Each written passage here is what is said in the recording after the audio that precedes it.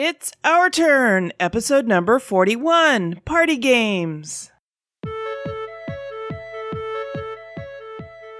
In this episode, Jesse and I talk about party games, Frank tells us about a hiking game, and I interview Mason Weaver of the 5x podcast.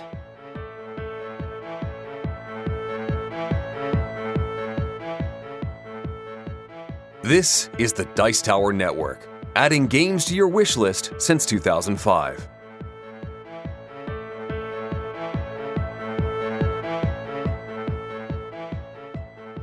Hosting for this episode is generously provided by our fantastic patrons on patreon.com. As a thank you to our patrons, we post extra exclusive content just for them. If you'd like to help us out by pledging $1 per month or more, please visit patreon.com/OurTurnPodcast. Every dollar helps to keep this show going strong.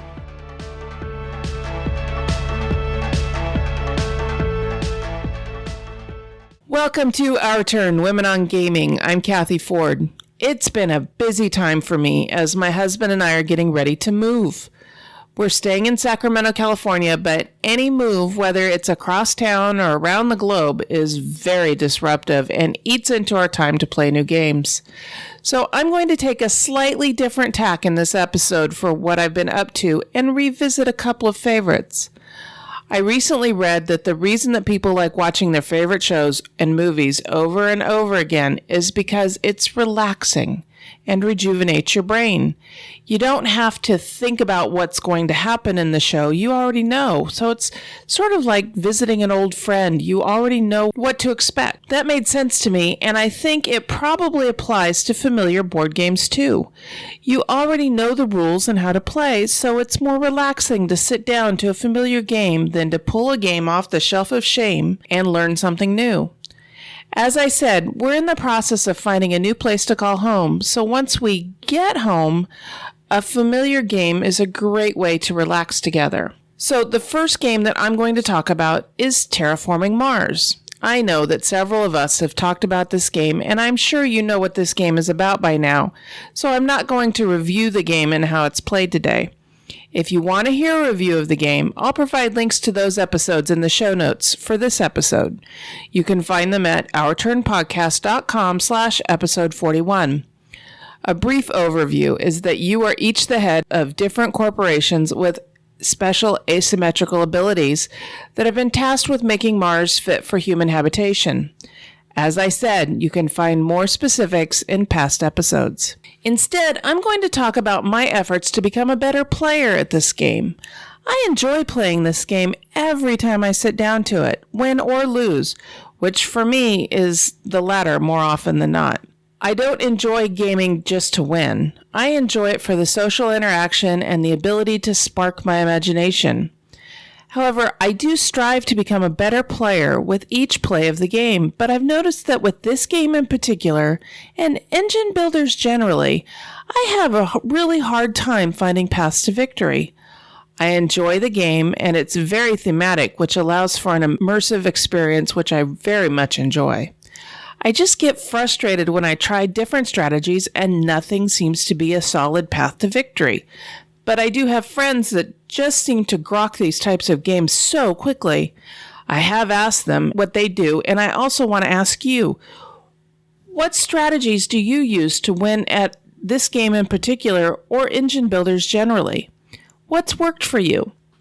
Please visit our BGG Guild and share it in the episode 41 thread. There will be a link to the thread in the show notes. As I said, I'm not asking this to complain about the game. It's an excellent game, and I would agree with those that have termed it an instant classic. I just want to become a better player at this game specifically, and engine builders overall. If I did have any complaint about Terraforming Mars, it's the component quality and the total lack of any organization in the box. However, that's where companies like The Broken Token come into the gaming industry. After looking at the copies of this game acquired by our friends Frank and Richard, hi guys, and their efforts to organize and augment this game, Mark and I decided that when we bought our copy, we would also purchase the organizer from The Broken Token. We decided on this particular organizer because we like their solution for the player mats. In the base game, the player mats are one step above copy paper. This does not make for durable player mats, and we knew that they would wear out quickly. The player mats also do not hold the player or money cubes in place, and one bump of the table can scatter your carefully placed cubes. The nice folks at the Broken Token have designed a box organizer that not only holds the components safely for travel and storage, it also augments the setup, teardown, and play of this game. Component holders are lifted out of the box and set on the table for use during gameplay. The money tokens and city and greenery tiles are divided evenly between the two storage containers designed specifically for these components, and are placed on the table so that everything is within easy reach of everybody and keeps things from scattering in any situation except a genuine flipping of the table. When the game is done, the components are placed back in their respective holders and placed precisely into the box. Everything fits, and how it goes together is quite obvious after the first assembly. Mark and I own 5 of the Broken Token organizers now. They include the box inserts for Battlestar Galactica, Dead of Winter, Seven Wonders Duel, Terraforming Mars, and of course, the big damn crate for Firefly. I'd like to see them make a crate for Power Grid and an insert for Istanbul, and another for Fortune and Glory. Fortune and Glory is a bear to set up and tear down and store. While I know it's not a popular game like Terraforming Mars, I'd buy an organizer for this game and the others I've mentioned as soon as I can budget for it. All they have to do is design it. Have you purchased any box inserts for your games, whether from the Broken Token or someone else? If yes, which ones? I'll post this question in the episode thread in our guild on BoardGameGeek.com. You can find a direct link to it in the show notes. So the last review I want to do in this episode today is for Istanbul, the Letters and Seals expansion. Mark and I are big fans of the game Istanbul, designed by Rudiger Dorn and published by AEG. In Istanbul, you are a merchant in the marketplace of the city of Istanbul in the Middle Ages. You each have a cart full of goods that includes textiles, fruit, and spices that you're trying to gather and sell so that you can acquire rings and gems. Rings are a rare commodity that you can also use to get gems. You also have a stack of up to 5 discs that represent your apprentices who assist you in gathering and selling your goods. The object of the game is to be the first to gather a set amount of gems depending on player count. The board is made up of a group of location tiles that compose the city of Istanbul. In the center is the fountain, which is neutral ground where you can summon your apprentices back to you. In the base game, the board is made up of a 4x4 grid. Today, I am specifically talking about the Letters and Seals expansion, which is the second expansion to this game. The first was called Mocha and Bakshish, which added coffee as a commodity that you can sell to buy gems at certain locations. It also increased the board size to 4x5 with some new locations. This new expansion works well with Mocha and Bakshish and expands the board to a 5x5 grid of city tiles with even more new locations. It also added a new way to earn money, to buy gems, of course, in that you are going into the courier business.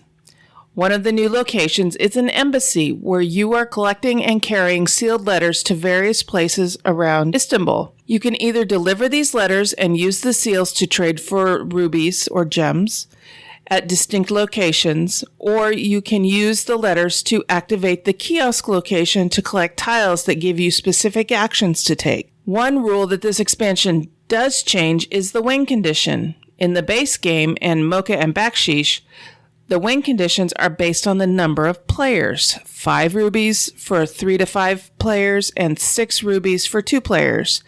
In Letters and Seals, the win condition is 6 rubies regardless of player count. I really like this new expansion. It added new actions and therefore new strategies to enable getting to the victory conditions. The artwork on the game tiles is both lovely to look at and very good at describing the actions you can take there in pictures. While this game is not wholly language independent because of location name and very few words used on the location tiles, it does come close. Some of the symbols can be a little bit confusing, but there are good descriptions used in the player aids that come with the base game and both expansions. The one complaint that I have about the base game is that the rulebook is not laid out clearly and does not explain the game well. At one point, I was trying to teach this game after not having played it for quite a while, and figuring out the rulebook was horrible. Thankfully, the rules for the expansion seem to have learned from this issue, and they have been written and designed to be much more clear. Istanbul is a fun, immersive game that lets you feel like you're a merchant in Middle Ages Istanbul. The one thing, though, there are no female characters and no depictions of women in the game at all, veiled or unveiled, which is a lack. Some might argue that because of the location in Islamic Istanbul, that makes sense. However, I really do find it hard to believe that women have never been merchants or even on the streets of Istanbul in the Middle Ages. They could have been depicted somehow, and some female characters would have been nice. That being said, I do still enjoy the game. On the OTP scale, I give it a good solid 4, and it will be in my collection for quite some time to come. Have you played Istanbul? What's your opinion of it? Have you tried it with any of the expansions? Again, I'll add these questions to the episode thread in our guild on BoardGameGeek.com. That's guild number 2600. I'll have a direct link to the thread in the guild if you want to discuss it with me and our friends there. Everyone is welcome. And that's what I've been playing. You've heard us referring to and rating games by a rating scale. Here's how we're using this scale. 1. Give me back the time I spent playing it. 2. Has great potential as kindling. 3. Decent with some bugs.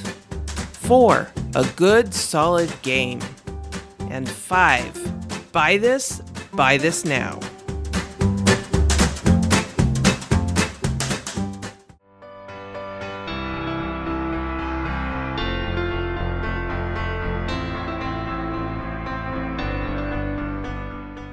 I'm mostly an indoor person. The sun and I have this kind of mixed relationship. However, when I do feel the need, I tend to go outside, and I like to hike and spend time in the wilderness. I remember a couple of years ago, some good friends of mine and I went up to the Big Trees Calaveras State Park, and I took lots of pictures, and I use those pictures today as back images on my Windows desktop and as my screensaver. And the game I'd like to take a moment to review today kind of reminds me of that. And it's called Backpacks and Blisters. And it was designed by Gary Dicken, Steve Kendall, and Phil Kendall, and it was published by Ragnar Brothers, and is currently ranked 6,468 over Board Game Geek. The subtitle for this game is The Lakeland Walking Game for the Armchair Rambler, and it takes place in the beautiful English Lake District. You use a deck of cards that have special symbols on them, triangles and circles, and you'll move around the board visiting various sites in the Lakeland District. You'll also have bars of chocolate that you can use that will give you a little extra energy to move farther. You'll have some money that you can use to buy refreshments or to take a ferry or the bus to move you to a different part of the map. Now, the game is set up very simply. Several cards are chosen from the deck as special sites. If you're one of the first players to arrive there, you'll get a lot of bonus points. And if you're the second or the third player, if you're playing multiplayer, you'll get less bonus points for going to those sites. Also, everyone is given different pieces of equipment that give you special abilities. Some give you extra movement points or extra bonus points for going to specific sites. But you need to be careful of the heavy rucksack, which slows you down, or by drawing blisters from the movement deck, which are basically useless cards, similar to the duchy cards in Dominion, where they just take up space in your hand. During your turn, you'll draw from the deck of cards, and that's where you can get the blisters, extra movement cards, or a change of weather. Because if the weather is bad, you don't get as many points for going to these special sites. Once you've drawn your card, you'll play one of the cards, and the cards, as I mentioned, have movement symbols on them, triangles and circles, and you'll move that many spaces on the board. For example, if there were 2 triangles and 2 circles, you can move any combination of 2 triangles and 2 circles on the board. As you move around the board, you'll hit prime locations and beauty spots, and you'll score points as you go there. If you hit one of the prime locations, and these are easily marked with large wording on them and little artwork, you'll put a control cube on it so that you do not score again for those special prime locations. At both lunch and tea time, you'll take a break. You'll enjoy some refreshments, get an extra pound, score a few extra points, and then move on for the rest of your day. And as you move around the board, you need to make sure that you're back in Keyswick by 6 p.m., or they'll send out the rescue party to try and find you, and you will lose all of your hard-earned points for your rambling that day. As you're moving around the board, if you happen to end up on a space that you actually have the card for, it's called a secret desire, and you earn bonus points for going there. You also, as I mentioned, get equipment tiles. These equipment tiles can give you extra benefits like additional movement points by adding an extra circle to a card, making your secret desires worth more points, or making the heavy rucksack not penalize you as much, which can be very valuable. The heavy rucksack starts off near the top of the deck, so it's drawn fairly early in the day. And after 2 rounds, who's ever carrying it, there's a party vote as to who gets the backpack next. Now, the backpack subtracts movement tiles every turn. The weight of the backpack slows you down. If you feel you're going to get it a lot, having the equipment item that lessens that penalty can be very valuable. One of the things I like about this game is the solo mode really doesn't change that much. The biggest rule change that I found when playing the solo is the heavy rucksack. Basically what it is when it's drawn, you will carry it for an hour, and then it'll be off for an hour, and then back on. The only other major difference is that you can only use 3 equipment tiles, and they're different tiles during the game, so you can't choose the same tile twice. Other than that, this game plays exactly the same. This game is a very easy game to learn, and it's very relaxing. Almost zen, kind of like you're walking through the forest. I've played several games of this solo, and I've scored fairly well. I haven't become the Lord of the Hills yet by scoring more than 100 points, but I've held my own. I stride mostly where others just merely walk. As I said, I love this game. On an Our Turn podcast scale, I would definitely give this game a very solid 4. The mechanics are not difficult, it's a fun, relaxing experience, and the theme definitely comes out and the artwork definitely fits. And this game recently, the 2nd edition, just came out of Kickstarter, and I did get the Kickstarter bonus of the cloth map, which I really find to be a nice touch. It sort of reminds me of the old Ultima computer games way back when they used to ship with cloth maps. So this is a game that I highly recommend people getting, and backpacks and blisters. Now next time, I'm going to be covering one of my favorite worker placement games, and that'll be Viticulture, the Essential Edition. Now if you have any questions or comments, I can be reached in several ways. I'm on Twitter at the handle @Talisian, that is Tali, S as in Sam, EIAN. And I also have an Instagram feed of the same name where I post pictures of the games I'm playing or just the occasional cat picture every now and then. Now, I also occasionally post on the Our Turn Podcast Board Game Guild page, and that's guild number 2600. And sometimes I'll post on the Solitaire Games on Your Table monthly threads that are posted there as well. And remember, even when you're all alone, it doesn't mean you can't get your game on.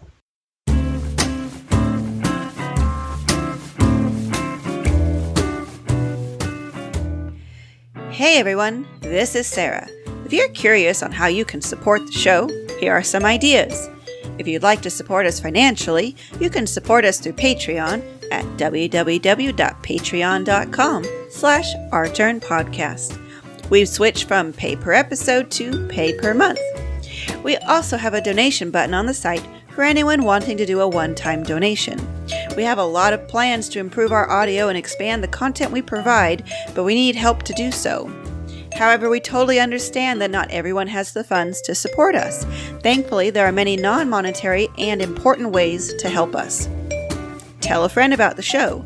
Really, one of the best ways to support us is to spread the word to people you know. Commenting on our posts, either on the website, Facebook, Twitter, or the Board Game Geek Guild, are very helpful for us to know what listeners think and want from our show. If you think of anyone you'd like us to interview, please let us know. We'd also appreciate any shares of our posts on social media. Take pics of you playing games and post them to any of our social media avenues. We'd love to know what you're playing and maybe take a look at playing those games too.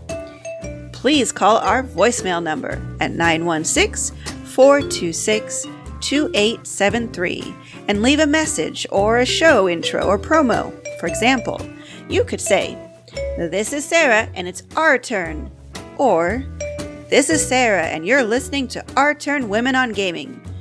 Of course, replace Sarah with your name. So there's many ways to support us, and we'd appreciate any and all of them. Thanks for listening.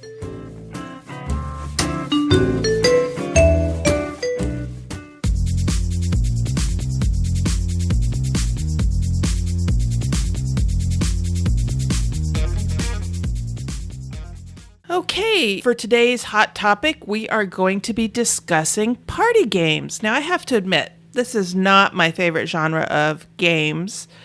And so to help me talk about these games, I've invited our RPG contributor, Jesse Metcalf, to join me for the hot topic today.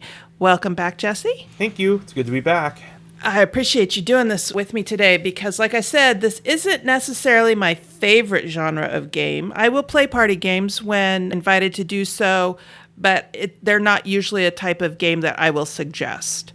And let's start off by defining what is a party game. So, according to BoardGameGeek.com, party games are games that encourage social interaction. They generally have easy setups and simple rules, and they can accommodate large groups of people and play in a short amount of time. Now, that's not to say that any game that can accommodate 6 or more players is a party game. For example, with a minor setup tweak, Battlestar Galactica can accommodate 8 or more players. I've played it with 10 people. Firefly, my favorite, can accommodate up to 8 players just with the number of player tokens that are available. But I would not say that either one of those counts as a party game. Jesse, would you agree with that? Yeah, when I think of party games, they tend to be on the lighter side. Definitely. The games that come to mind immediately are games that involve voting or writing or drawing, those sorts of things, which aren't my favorite. Like you, that's not my favorite genre. So I picked some more interesting choices that I think would be good in large groups. Okay, so why don't you go ahead and start us off? Okay, so the first game I picked, I really like card games for parties. Having grown up playing pitch and pinochle with family, I really do like card games. So let's start off with a card game that can accommodate a large number of people, and the game is called Pit. Now, Pit's kind of interesting because the attribution for the game, who designed the game, is a little contested. I looked it up on Board Game Geek.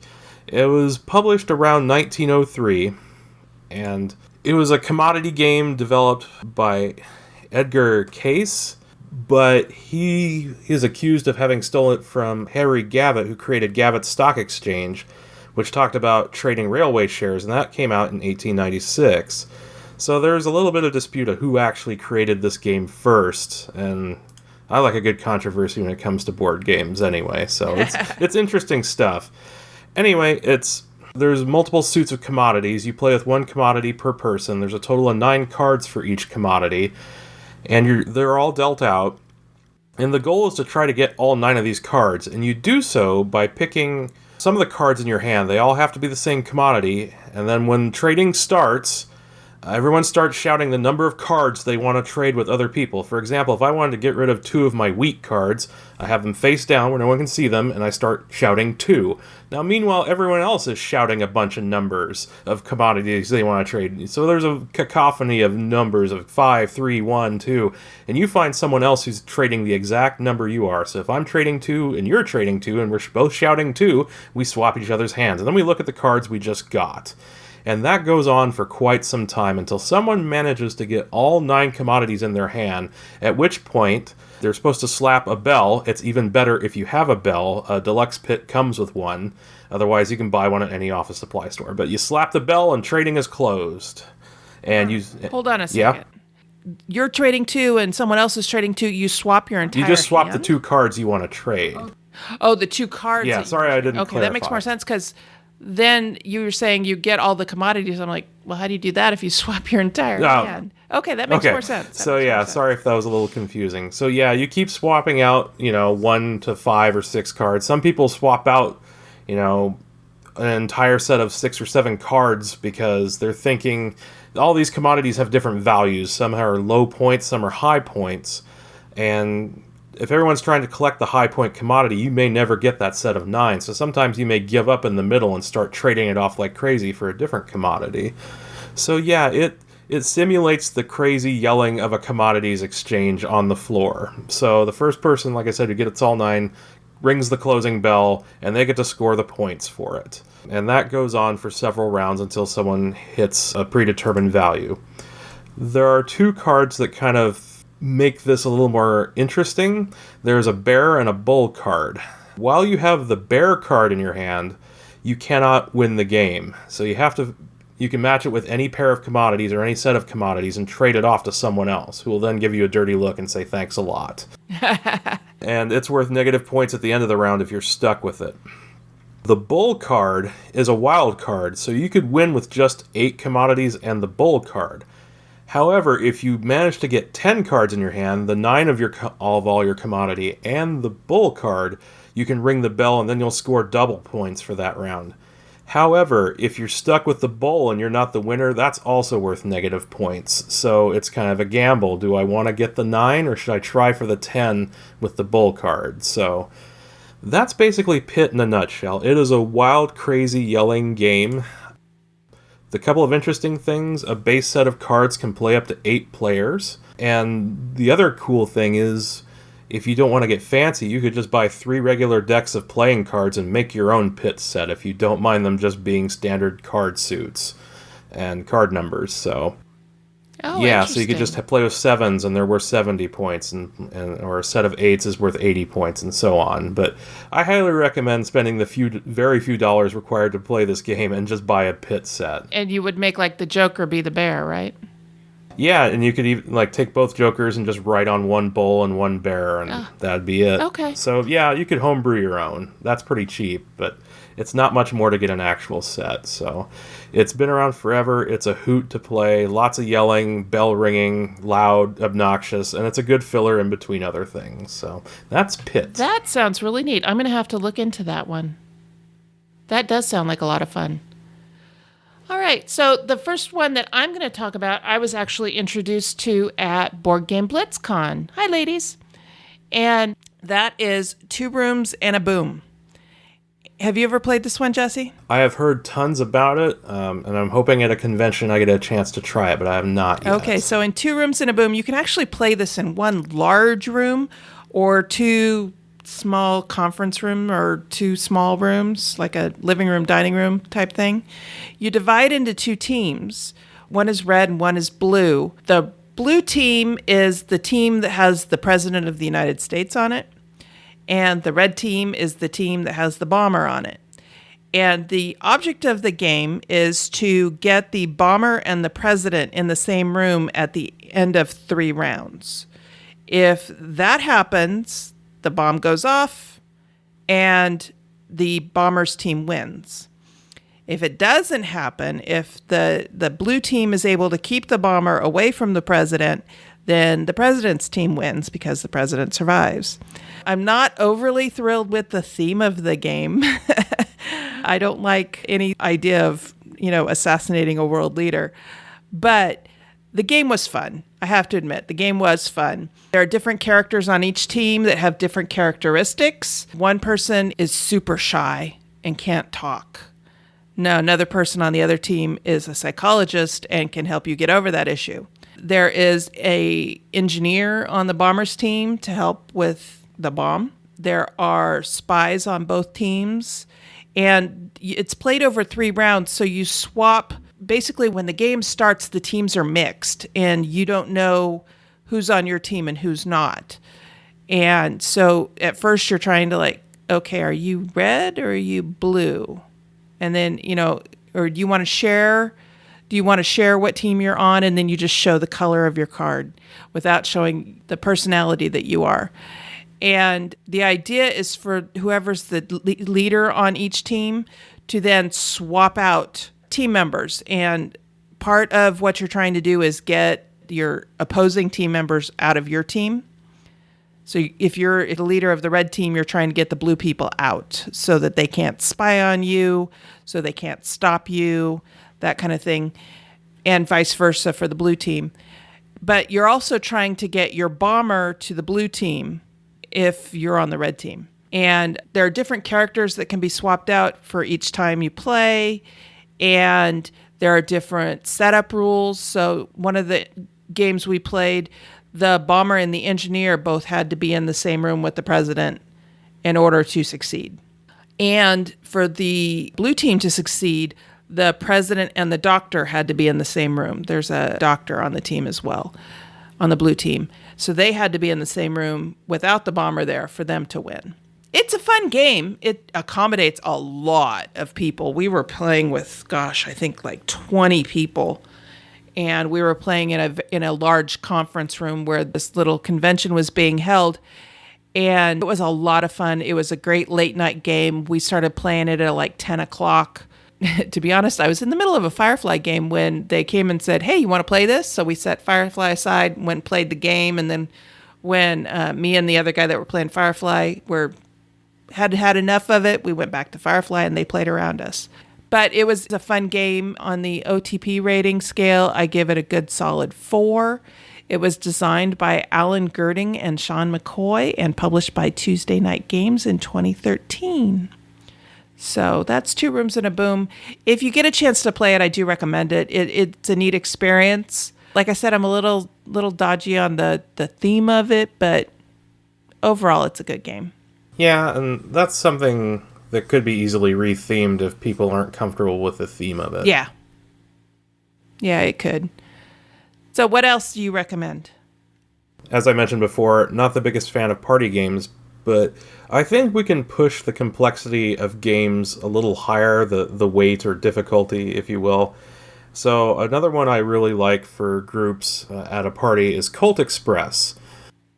This game is designed by Christophe Rambaud, published by Ludonaut and distributed by Asmodee here in the US, published in 2014. This is a game I have played and I enjoyed it, but I was a little surprised to see you put it on the party game list. How come? Yeah.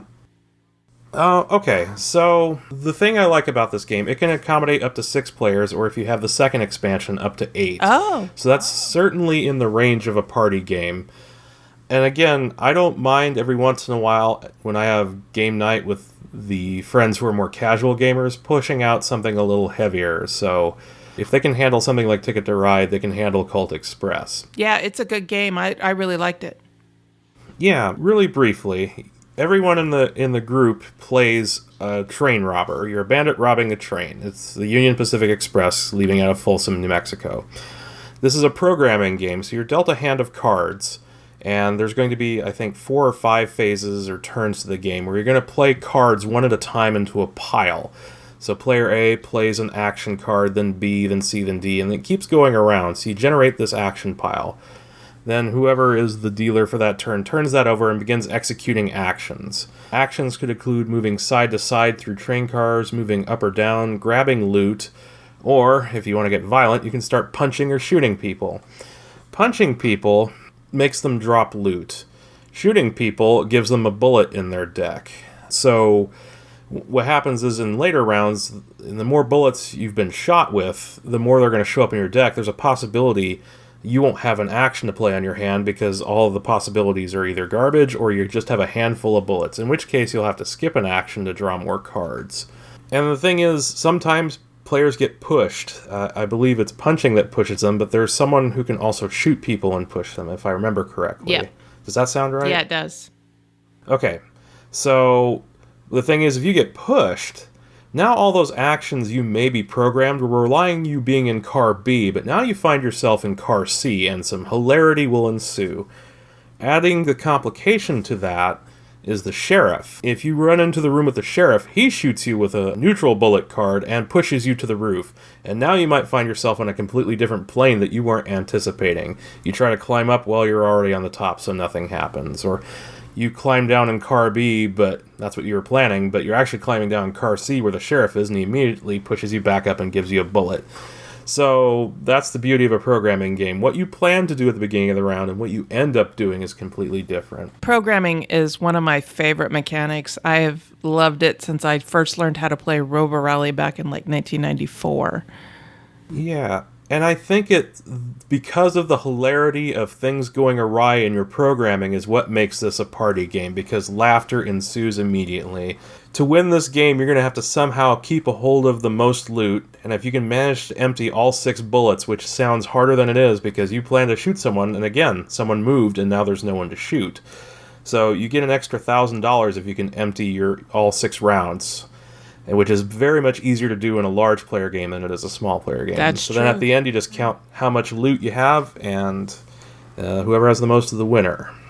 I hadn't thought about the programming aspect of this, making it a fun party game. Robo-Rally would be similar if you had enough pieces for it, because when you mix up your right or left, or someone pushes you, all of a sudden, you're not where you plan to be. Yeah, and that's where the real hilarity of the game comes from. And you compound on that, this train that you're on is an actual 3D train that you build out of little cardboard pieces.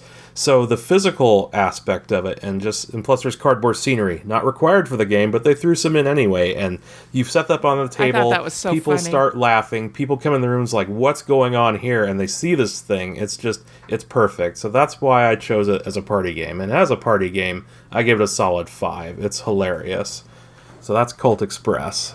Okay. All right. So the next game I'm going to talk about was actually introduced to me by my non-gamer family, and it's called Mad Gab. It's a mass market game. It was designed by Tim Walsh and Terry White and published by Mattel in 1996. And in the box for Mad Gab is almost a cube, and I think it is a cube. And when you open it, you pull out a big deck of cards, but built into the box is a timer. And so you divide into teams, and each turn a person gets up and pulls a card, and then they have to choose a phrase on the card. And they have to say the phrase like it's written, but your team has to guess what the meaning of the phrase is. So, for example, if I say, stay, shoot, off, library, what do you think that might mean? Stay, shoot, off, library? Uh-huh. I have no idea. Statue of Liberty. Oh. So it's kind of like, you kind of feel like you're talking with a mouthful of marbles. Yeah. And so each of these phrases is just slightly off of what the actual phrase is. And so sometimes you have to say it slowly. Other times you have to say it really fast in order for people to get what it is you're trying to say. But you have to say it like it's written on the card. And then it has the meaning of it, I think, on the reverse or right underneath it. It's been a while since I've taken a look at the game. But it is so funny because you're sitting there and you're desperately trying to get your team to do this before the timer runs out. I think you've got about a minute to do as many as you can. And if your team doesn't get it, you can say pass and put the card down and pick up a next one. But you've wasted time trying to get them to guess this one that nobody's getting. And so each card has several written on it. So if the game has said, okay, we're going to do cars, then maybe, I don't remember exactly what the categories are, but there's different categories. So you tell them what the category is, and then you're trying to guess. So one might be landmarks, and that's where Statue of Liberty comes in. And it's going to be a phrase, not necessarily like Grand Canyon wouldn't necessarily be a landmark that would be on there because that'd be too easy. So it's a fun game. It's a quick game. You can play with any number of people. You just divide into 2 teams, and then you keep switching off team members who get up to try and get you to guess the words. You play to a number that is agreed on by both teams. First team there wins, and it's easy peasy. Cool. I kind of looked it up while you were talking, and there's some examples online. I'm reading through. I was like, all right, I get this. This could be a lot of fun, especially with the right group of people. Go ahead and read one. Okay, so Wander her womb hen. Wonder Woman. Yeah, so something topical. And that's pretty simple. And then there's ones like just several words long, and it spells out a common phrase. So yeah, this looks like it could be a lot of fun. It is. It's a lot of fun, and it's easy to teach. Like I said, my non-gamer family members introduced me to this, and we had a lot of fun. And it does come out semi-regularly at family events. So that's Mad Gab, and I give it a good solid 4 on the OTP rating scale. Cool. What else have you got to share? All right. Well, this one, for some people who are familiar with it, will be a groaner. If you remember, for a brief time in the 90s, there was a slew of VHS VCR games. Let's talk about probably my favorite, and it is called Nightmare, developed by Philip Tanner, published by a couple of cowboys in the mass market in 1991. How can I best describe this? It starts off with a guy in a cloak, and you're all basically dead people in his realm trying to get out. You have 60 minutes to do so, which is the end of the tape. So, there's start, and a digital timer starts ticking up from 0 on the VCR. When you want to play this in a dimly lit room, and the 6 of you are going to go around the board. It's a horrendous roll and move experience, so it's frustrating just on that level. And then you're trying to collect certain cards. Some you keep, some you wait to give away to people when the timer hits a certain time on the VCR. And you're trying to collect 6 keys. Once you have 6 keys, you go to the middle of the board, and then you can unlock and get out of the underworld, and you win. And at that point, you have to run across the room and hit stop on the VCR before it hits 60 minutes. Now, every once in a while, Mr. Gatekeeper is going to show up and shout at you, and I won't do it because I don't want to blow up people's eardrums, but he says, "Stop, whose turn is it next? Answer me." And if you do not say the Gatekeeper, or yes, my Gatekeeper, you get banished to the black hole until someone rolls a certain number, which, again, utterly frustrating. And then he's going to ask for the oldest player, or the youngest player, or the player who's in the lead, or a random player, and there's going to be a horrendous game played in which you'll most likely lose and wish you hadn't played this game at all. So, in the right atmosphere, lights down, everyone in the mood to play this. This is fun once, probably. I have to give it a 3 out of 5, only because that one experience is hilarious. Now, this is long out of print, and it goes for a little bit of money online, but do not despair, because all 4 Nightmares, 1 through 4, have been uploaded to YouTube, so don't worry if you don't have a VCR anymore. They've taken care of that. Well, fans have taken care of that. And once you have the pieces for 1, you can find online the cards for the other 3, so now you have the video, and with a little print and pasty, you can play the expansions, and all of them are pretty interesting. And the one last thing, whoever is the so-called gatekeeper of the game slowly morphs and transforms over that 60 minutes and gets more frightening. The gatekeeper starts to look more like the Emperor from Return of the Jedi after a while. And creepy. One who's a vampire by the end looks like a full-on vampire bat in makeup, and the witch just suddenly becomes more hag-like over time and losing hair and things. So yeah, good fun. Don't expect much from it.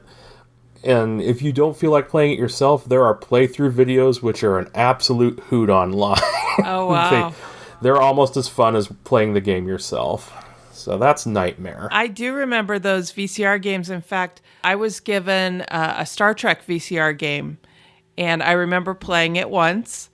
And I remember that the actor that played Chancellor Gowron was the Klingon in it. And the Klingon was the equivalent of the gatekeeper. Yeah, that was an experience for sure. So, all right. I hadn't heard of Nightmare, but yeah. And you said the board and rules are available on print and play? Well, since the company doesn't exist anymore and pretty much everything's found online, you could produce your own set if you really wanted to. Otherwise, once you have the primary board game, all the expansions you could easily reproduce yourself and you wouldn't be missing much. Okay, well, if anybody's interested, I'll see if I can find the links and put them in the show notes for you. We're nothing if not accommodating on this show. Yes. All kinds of experiences. All right, my last one that I'm going to talk about is an oldie but a goodie, and it's one of my husband Mark's favorite party games, and that's Trivial Pursuit. And it was designed by Scott Abbott and Chris Haney, although they were not credited with it at the time. And it was published by Hasbro, so it is a mass market game, and it's still available as far as I know. It's still in print. And I know that you can also find versions of it at places like Half Price Books, and I'm sure other used bookstores or game stores, that kind of thing, also have it. It was published in 1981. I have played this several times. A lot of times we just forgo the board because if I remember right, it's a roll and move game, but we just forgo the board and ask trivia questions and just have a ball doing that. It's another one of those that, depending on how you're going to play it, I mean, if you're going to use the board, then I think you're limited on the number of players. But if you just want to divide into teams and, if you get one right, you get a point, then you can do it that way too. It's pretty versatile that way. I give this game, no matter how you play it, a good solid 4. The base game, it's pretty timeless, I think. The trivia only goes up to 1981, but some of the pop culture trivia games are very dated. So, like if, for example, you get a music trivia version of it, it's going to be very dated because it's going to be for a specific block of time or up to a specific block of time. Whereas the base game, there's history and I think there's religion in it. And there's a whole bunch of categories that just span all of time up to that point. So it's a pretty versatile game to play. Like I said, if you don't like the roll and move aspect of it, you can just play the trivia card aspect of it. And it's a lot of fun, especially if you're into trivia.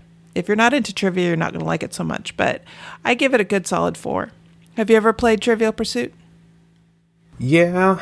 One of my aunts got it when it first came out back in the early 80s, and we played it a lot. Some of those questions were frustrating from time to time. They're pretty hard. And then I agree with you. Any of the thematic ones, the cutoff point is the date it was published. So anything that comes out, more relevant, you're not going to have. And that's one of the downsides of a trivia game. It if it's not something universal like history or art or anything, beyond modern times, it gets stale. So. Mm-hmm. But overall, it's still a fun game. Someone brings a copy at every convention I've been to, and we play it, and from time to time just to fill in. So. Okay. Some honorable mentions that we're not going to go into detail on, but ones that I remember are Pictionary. I've played that a number of times. Wits and Wagers. Apples to Apples and Its Ilk, most of which will remain unnamed.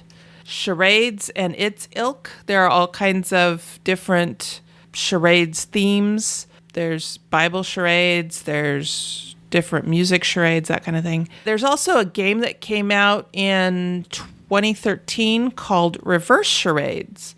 That one is interesting in that rather than one person trying to convince a group of what they're trying to portray, it's a group trying to portray it to one person.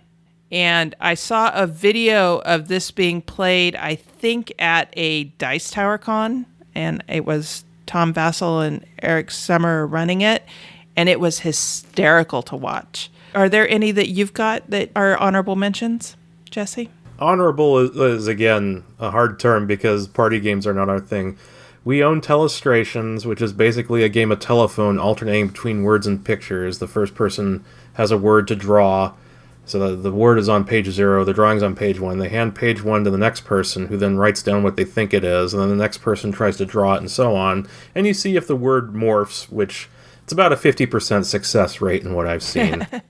Not my favorite, but it's a good light party game.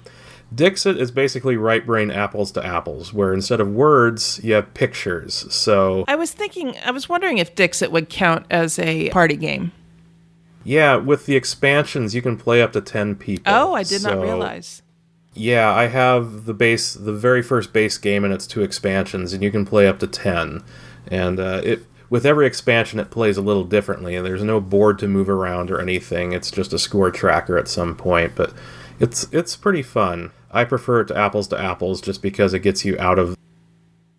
Apples to Apples, my only problem with it's like judging opinions. It's like you lay down an adjective and try to match nouns to it, and you're basically not trying to figure out what's the best noun for this adjective. You're trying to figure out what's this person going to say, or what makes you laugh the most, and play that. That's my only gripe with Apples to Apples. It becomes less of a game and more of a psychological activity at some point. Right. But with Dixit, you're trying to guess who the storyteller's picture is. Yeah, because, the person lays down a card, and then everyone else lays down cards to try to get other people to pick them. And then you find out which card was the actual card, and there's wagering aspects to it and such. It's kind of fun and a little more freeform. Mm-hmm. Since I'm the role-playing guy, let me briefly mention a couple for parties. Paranoia, especially the brand new edition for Paranoia, I think is a hilarious party game, as long as you got people who can understand this is basically 1984 on drugs. And even before you made characters and you didn't know much about each other. With the new edition, character creation is part of the game, where here you get a +1 in this. You get to pick a +1 for an ability. Now the person next to you gets a -1 in that ability, and they get to pick a +1, and the person next to them, and you do that from 1 to 5. So by the end of the game, by the end of the character creation, you already hate each other, and so you get to mess with each other's character sheets before you even begin, and that just sets the tone for the backstabbery that is Paranoia. The last one I've played at a couple times at conventions is Fiasco. It's a GM-less storytelling game that's been described as a Coen Brothers movie for a tabletop experience. It's going to be a movie plot, basically, like a heist. Or we played one where we were playing an evil adventuring party, planning to backstab each other at the end for all the loot. And you're playing characters, and you have interactions and conversations with characters. People vote in the end how well you did, and it's just winning is not necessarily the goal in either of those games. It's just having a good time while you're doing it. So those are my 2 RPG suggestions for a party. Interesting. I have played Paranoia 2nd Edition, and we reviewed it on a previous episode, but I haven't played the new one yet. So that's interesting that they changed it like that. I'm going to have to see if I can get my friend Doc Cross to run a new Paranoia game. He's the one that ran Paranoia for us before. Yeah, I'm planning on running it in the upcoming convention I'm going to in October. So we'll see how it goes. Okay, Doc Cross, this is a formal request from me to you. We got to arrange for you to run a Paranoia, new version of the Paranoia RPG for us. So let me know when you're available, okay? All right, well, thank you so much for coming on and talking about party games with me, Jesse. I really appreciate it. Well, thanks for having me. Oh, hey, I wanted to add some feedback on party games that we got in the guild on BoardGameGeek.com. I love interacting with folks in there. If you haven't stopped by our guild yet, please do check it out. Everyone is welcome to post and comment, and so far, everyone has kept things wonderfully friendly. Let's start with Stephanie, who says, "At first, I was going to say that I don't like party games, but there are a couple I like that are classified as party games on BGG, but I would say they are social deduction. The Resistance, Coup, One Night Ultimate Werewolf Daybreak, Saboteur, Good Cop, Bad Cop, and Cash and Gun 2nd Edition. I don't normally like party games, but apparently I can go for a good social deduction sometimes. Don't make me play it 3+ times in a row. These type of games are normally good for high player counts. The reason I don't like other party games is that they seem to need no skill or strategy and usually hinge on luck. Like with Apples to Apples clones, where everyone may have a good card, but someone happened to draw the perfect card or random trivia knowledge. It looks like Jesse and I aren't the only ones with an ambivalent feeling towards party games." Next is Roger, who's been a contributor on the show a couple of times. He says, "I like a lot of light games, but generally party games are too light for me. Anything that takes multiple minutes to explain isn't really a party game by this metric. I'd certainly be hesitant to get out the Resistance or Colt Express for a group of non-gamers." I've played Colt Express with non-gamers. Until Jesse and Roger brought it up as a party game, I'd never have put it into that category. I don't argue it doesn't belong there, it just never occurred to me before. Charlotte starts out her comment with the original Polish name for Mysterium. I have too much respect for words in general and other languages to try to pronounce this. Suffice it to say, she's talking about the original game, which is the original game that Mysterium is based on. They changed some of the art and some of the gameplay, although I'm not sure how because I haven't played the English version. It is best described as a cross of Dixit and Clue and is completely language independent, which is why I've been able to play the Polish version. It plays up to 8 and has been a hit with almost everyone I've played it with, gamer or not. It's so funny when people try to interpret the Dixit-like hint cards and go in an entirely different direction than intended. We've now played it so often that we know the cards a little too well, but it is still always a go-to game for high player counts. I suppose Sushi Go Party isn't really a party game, but it's certainly a gateway game that works at high player counts. It's drafting and set collection game. Pretty basic, but quite challenging and really fun. I'm very interested in trying Insider, but that hasn't happened yet. I know nobody who owns it, and I haven't yet pulled the trigger myself. While we're sort of on the topic, Visitor in Blackwood Grove is not really a party game because it only goes up to 5, but it will also work well with non-gamers, and it's by the designers of Monarch, which you quite liked, Cathy, if I remember correctly. It's currently on Kickstarter, and I'm quite tempted. Thanks, Charlotte. I have played the English version of Mysterium. I think I enjoyed Dixit a bit more, but I did like the game. I'd like to try it out again sometime. I really did enjoy Monarch, and I hadn't heard of Visitor in Blackwood Grove. I'll check it out. Thanks. And last but not least, Adrian says, I haven't played too many party games since I haven't been to many parties, but I have played and enjoyed Telestrations in a smaller setting. And from the descriptions, I think I would enjoy Word Slam and Wits and Wagers Party. Oh, I just remembered Happy Salmon, which I played at Board Game BlitzCon. It was fun. I missed Happy Salmon at Board Game BlitzCon, but that is where I played Two Rooms and a Boom. I'll keep an eye out for Happy Salmon. I've heard good things about it. It's not too late to share your experiences on party games. You can either join the party games thread in guild number 2600, or you can comment on the episode thread. Check out the show notes for the direct link at ourturnpodcast.com/episode 41.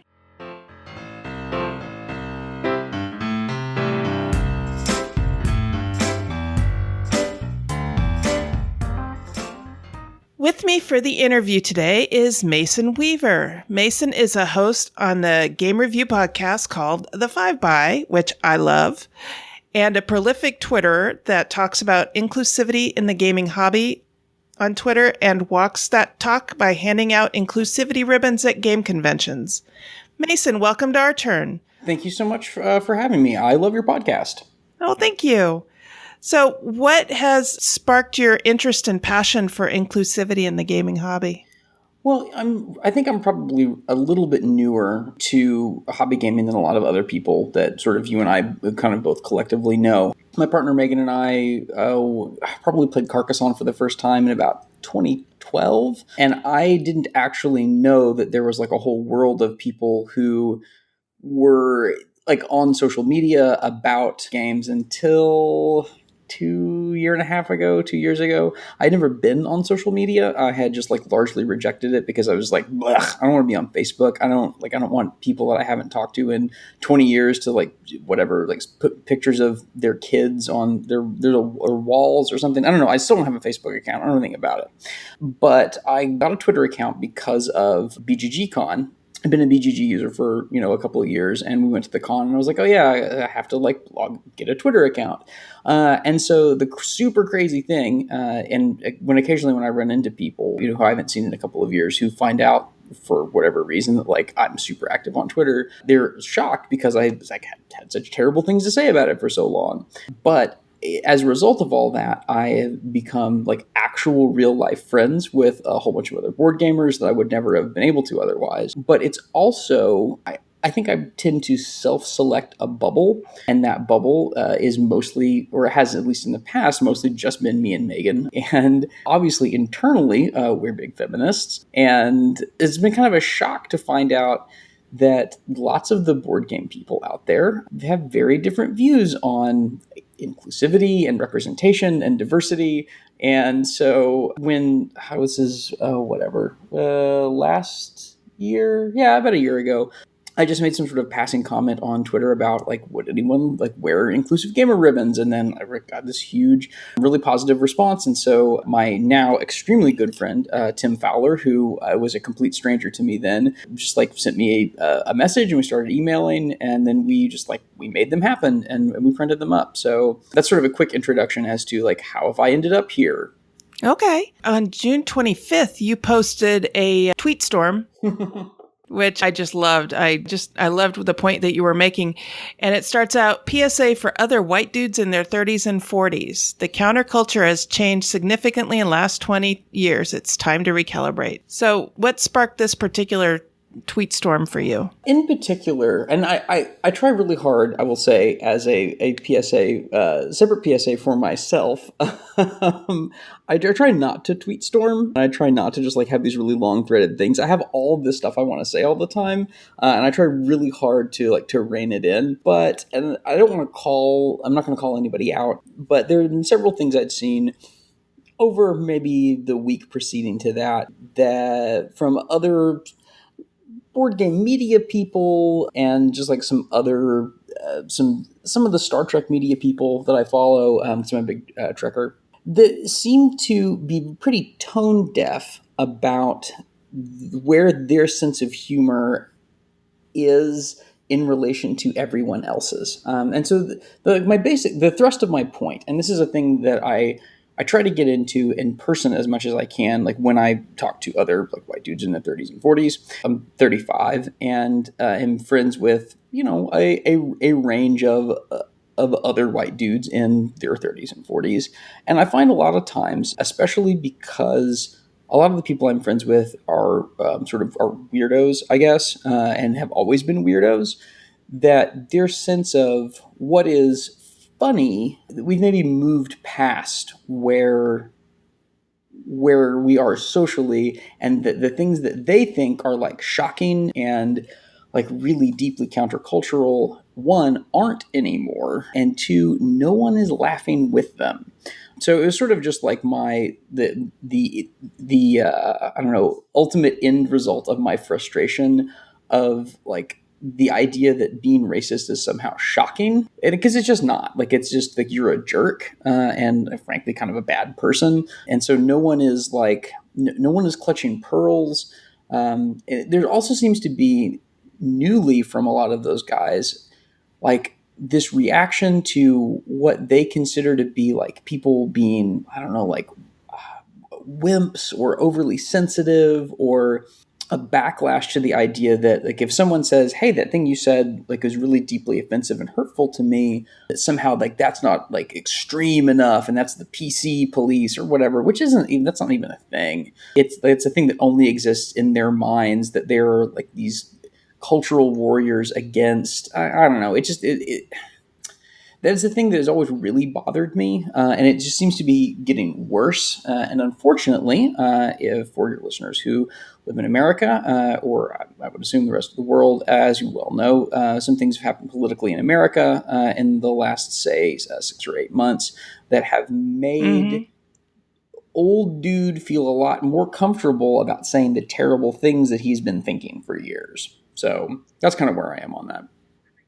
That makes sense. You had mentioned that you've gotten a lot of traction on this. Is it people fighting back, or people complimenting you on it, or just general discussion? What kind of feedback did you get? Most of the feedback was just people being yeah, I completely agree with that. Now, in fairness, that's I think probably partially because the vast majority of people that I follow and or who follow me are not people who necessarily needed to hear that message. I think there are a few, and I definitely didn't get any super hateful things said back to me. Now, that's partially because I am also a white man, and the kind of dude who likes to yell and scream and make death threats to people typically doesn't say those things to other adult white men. They say those things to women and people of color because they're cowards and scumbags for the most part. This is true. Yeah. So, I mean, if you look at sort of the list of people that I follow on Twitter, as lots of them are women, lots of them are people of color. Unfortunately, obviously, we have a relatively limited number of people of color in hobby board gaming. There are some larger like socioeconomic and class issues that all surround that. It's like an entirely separate hour-long conversation about the people who are financially and socially able to get into what are essentially luxury hobbies like tabletop gaming. Mm-hmm. And so I think if it had gone like wider and had like gotten spread around other cultural stuff, I might have gotten some more really awful feedback. But mostly it was just people that I already kind of know or sort of know tangentially going like, hey, yeah, I really do agree with that. Though I do hope that, and it wasn't really specifically targeted at any one person, but there are some people that I'm friends with who I do think need to hear that message. And I think that message coming from someone who they can cross-identify with is maybe not softens it, but maybe makes it feel a little more real. I think it seems anyway that there's a lot of dismissal by middle-class white men, unsurprisingly, of women, people of color, the LGBTQ community as like when someone who doesn't look like them says, "Hey, this thing is really a problem, and like it's hurt me, it's hurt other people. Like this is why this joke isn't funny." It's really easy to dismiss that as like, "Oh, you're just a whiner," or whatever. Mm-hmm. And so when another, like ostensibly adult man says like, "Hey man, like that's really terrible. Those are not things that you should say for the following reasons." It seems to have a little more impact. So I don't know. I hope at least a couple of people who read it kind of went, maybe I should reconsider the terrible things that I say all the time. Maybe I'm not as funny as I think I am. Absolutely. That would be fantastic if that message got through. So what do you think needs to happen to attract more women and people of color into the board gaming hobby to make them feel welcome? I think those are, in some ways, sort of two separate issues. I think a lot of times people who are interested in inclusion and diversity and representation, we tend to lump all those things together. And that's partially just because it's in opposition to what hobby gaming has traditionally been. And by traditional, I mean like, say, 1980 to, 2000-ish, 2010 maybe, which is middle-class white nerd men. And there have always been, to a certain degree, women and people of color that were interested in hobby gaming. But how do we attract more women into gaming? One, you put together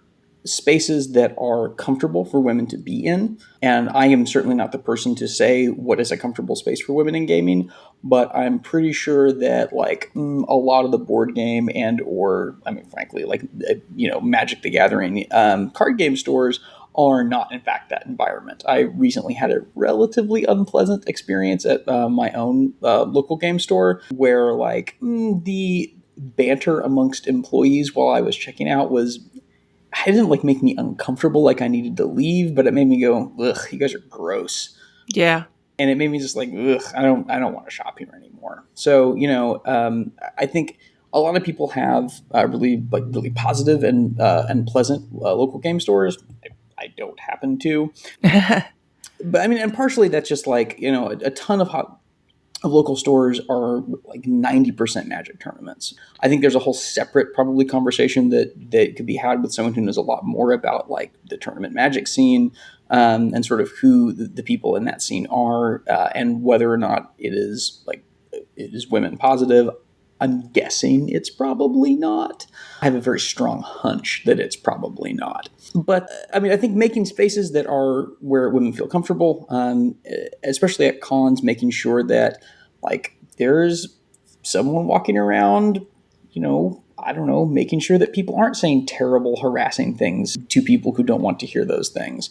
But I mean, I also think that to a certain degree, there are some really low level behaviors and even things that aren't super directly you're being a horrible, awful, misogynist pig.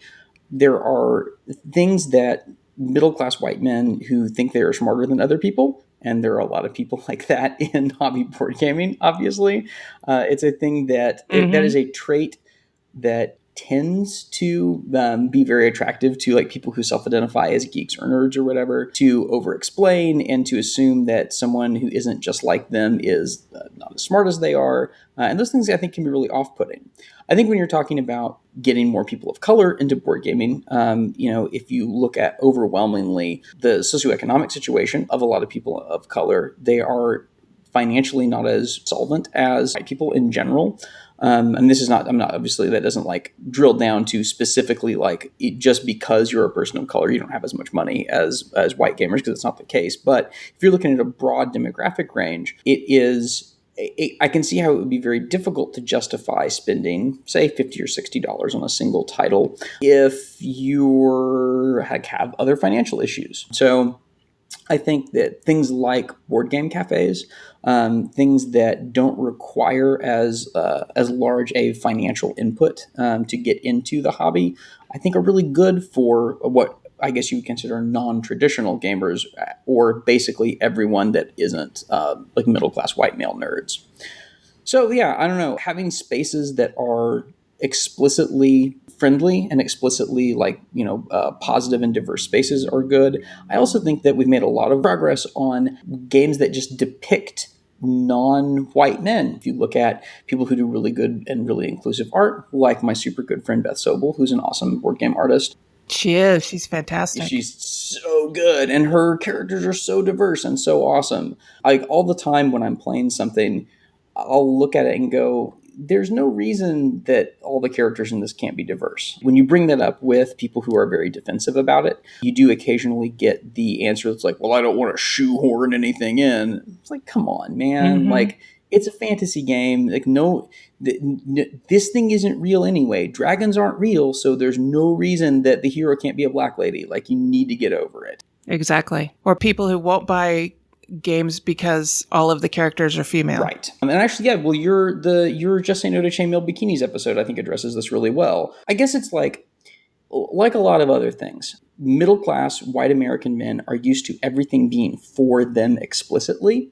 And then when one thing isn't, they lose their minds. And it's like, it's social justice. You're a social justice warrior. You're trying to shoehorn. You're trying to shove it down my throat. Don't put it in my face. And I think that is, I don't know what you do about that attitude. Other than just be like, hey, man, like, here's a bunch of reasons that's not actually true. Does that work? Not necessarily. A lot of people are extremely, extremely closed-minded about sort of looking at the way they see the world and questioning whether or not it's 100% correct. There's not a lot you can do about that. But if you sort of just like blast that message out constantly, which I at least try to, a couple of people, maybe every time you say that thing, if one or two dudes are like, oh, maybe I should think about not being like such a misogynist pig, then I've done my job. Yeah, I know one problem that a lot of women tend to run into is having to prove they're geeky enough at game nights or events and conventions and things like that. And it's like, no, you really don't have to. I'm here to enjoy myself, same as you are. And if you've been gaming longer, congratulations. I'm getting into it now. So that was one reason why we started the Our Turn show, because we weren't seeing other women leading podcasts. We were seeing, there were few women co-hosting or contributing to podcasts. But until last year, to my knowledge, there weren't any women-led podcasts that talked about board gaming. And then within 2 weeks of each other, Board Game Blitz came out, and then we came out, and totally unrelated, unbeknownst to each other. That's awesome. Yeah. And now there's Great Way Games and Board Games in Bed, I think is what it's called. Yeah, they're great. I really like them. It's a new one. I haven't listened to that one yet, but it's on my list of things to do. So, I think it's just important that women see other women in the hobby, and that also people of color and LGBTQ people see other LGBTQ people in the hobby and being spokesperson. And when I didn't see what I was looking for out there, I decided to create it. And that's what I think a lot of people need to do too. Yeah, I completely agree. I think that you're really pretty dead on about the idea that like your fandom is somehow sacrosanct and that like other people aren't allowed into it. I see that a lot. Obviously, it crosses over into Trek fandom too, where there's this idea that like because because you got, I don't know, like picked on by jocks in the 7th grade, I guess, like that, then the thing that you retreated into was Lord of the Rings fandom or whatever, that other people aren't allowed into it and have to prove that they like it as much as you. And I also listened to, which I think you may too, you may as well, Women at Warp was my favorite feminist Star Trek podcast. Yeah, I've listened to them. Yeah, so they're great. They did a really interesting episode in talking about like women's fandoms versus men's fandoms.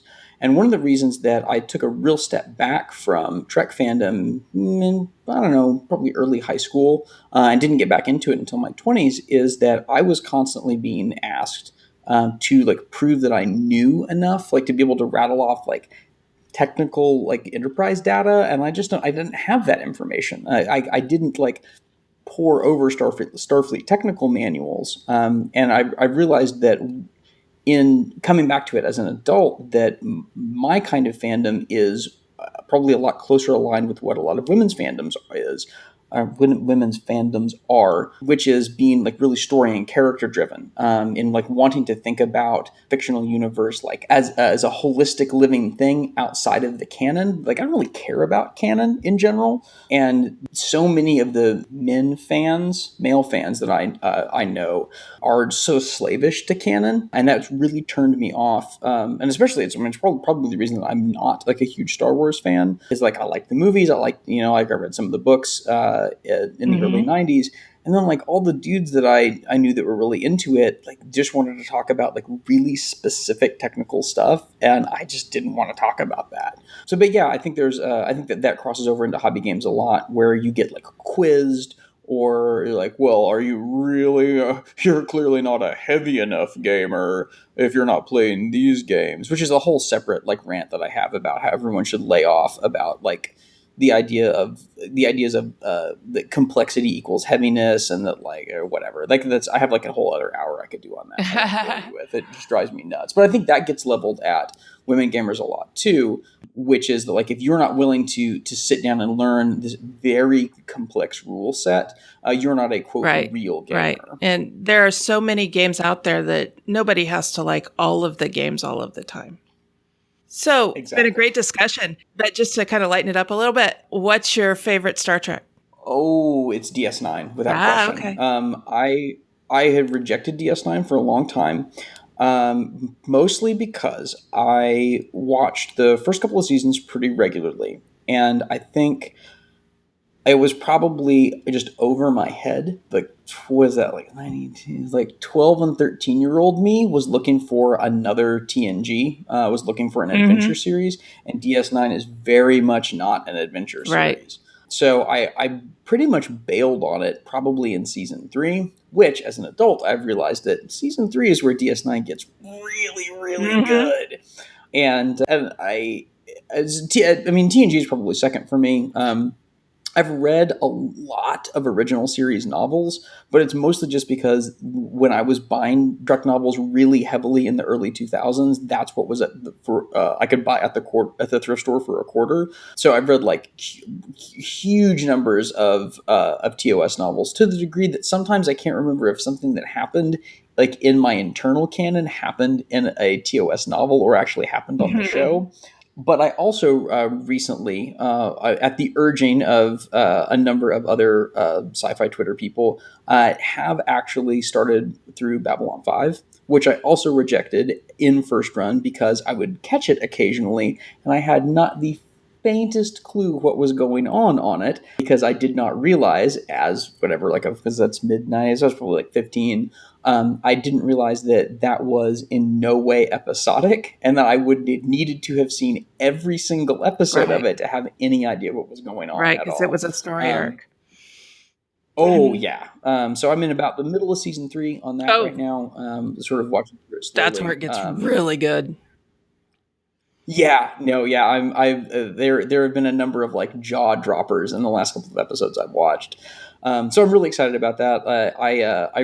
I liked it so much I recently bought which I can send you the link to if other people would like to buy one. There's a lady on Redbubble who has this really killer Jacquard t-shirt that's like awesome, like hot pink, like splatter paint jacquard, and I've been wearing it Cool. around a lot. And I really And my favorite Star Trek series is Voyager.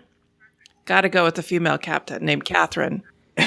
well, obviously, yes. Yeah, absolutely. I think Voyager is fabulous. Like, this is obviously also like we're not going to bore your listeners with like an hour-long discussion of Voyager. I think that I guess I really, really, really want to read a bunch of the Voyager novels, because I think it's an incredible show full of incredible actors and really good characters that is very poorly served by the writing. And that there are so many really awesome and amazing things that they could have done that they're kind of just like, nah, let's have these people fall in love instead or whatever. And that if there were an alternate universe where Voyager felt more like the arcs of DS9, it would without question be my favorite Trek. Mm-hmm. Had you asked me who is my favorite captain, it is in fact Catherine Jane. Oh, okay. Yeah, I'm also a big fan of Babylon 5 and, of course, Firefly. We all know what a fan of Firefly you are, Kathy. We're all very aware. I know. Everybody rolls their eyes every time I start talking about Firefly. Anyway, so thank you so much for coming on and talking with me, Mason. I apologize that I rambled endlessly and took up a lot of your episode time, but I very much enjoy being on. It's fun to be on a podcast that you really like and listen to all the time. So it is a pleasant punctuation to an otherwise very long day. So thank you for having me on. Oh, thank you. I appreciate it. And you're welcome to come back anytime. Yay!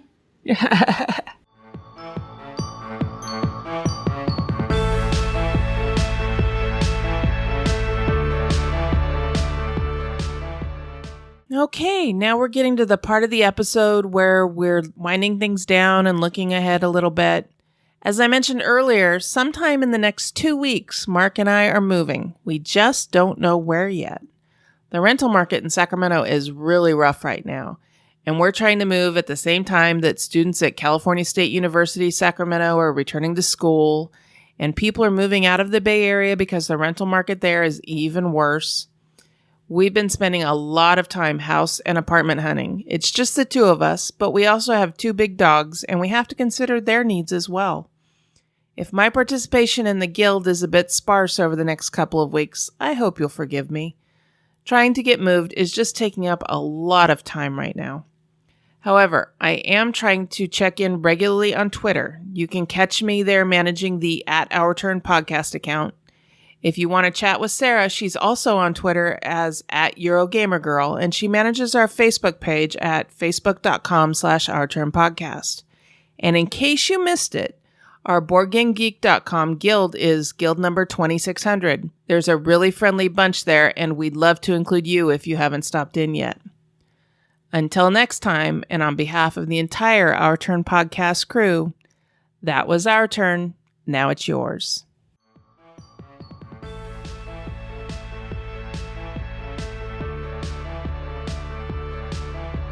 Thank you for listening. This episode was recorded on August 6, 2017, and is written and produced by Kathy Ford and Sarah Reed with assistance from Jesse Metcalf, Frank Vicari, Mason Weaver, and Mark Ford. Next time, we'll discuss worker placement games. We want and encourage your questions, comments, and feedback. Please call 916-426-2873 and leave us a short voicemail, or send an email to feedback@ourturnpodcast.com. Our theme music was composed by Adriana Crickle. Incidental music was provided by Ben Sound. Please check out our show notes to learn more about these wonderful composers. The material in this episode is copyrighted under Creative Commons Attribution Non-Commercial No Derivatives 4.0 International License. If you want to learn more about the games discussed in this episode, please visit our website at OurTurnPodcast.com/episode 41. You can find the list of games along with the links to their listing on BoardGameGeek.com and our ratings of each game reviewed. We are proud members of the Dice Tower Network. You can find out about other shows in the network, like Board Games Insider, Four Corners of the Board, or Out of Game by going to DicetowerNetwork.com. Thank you for your support. If you like what you heard, please tell your friends about us.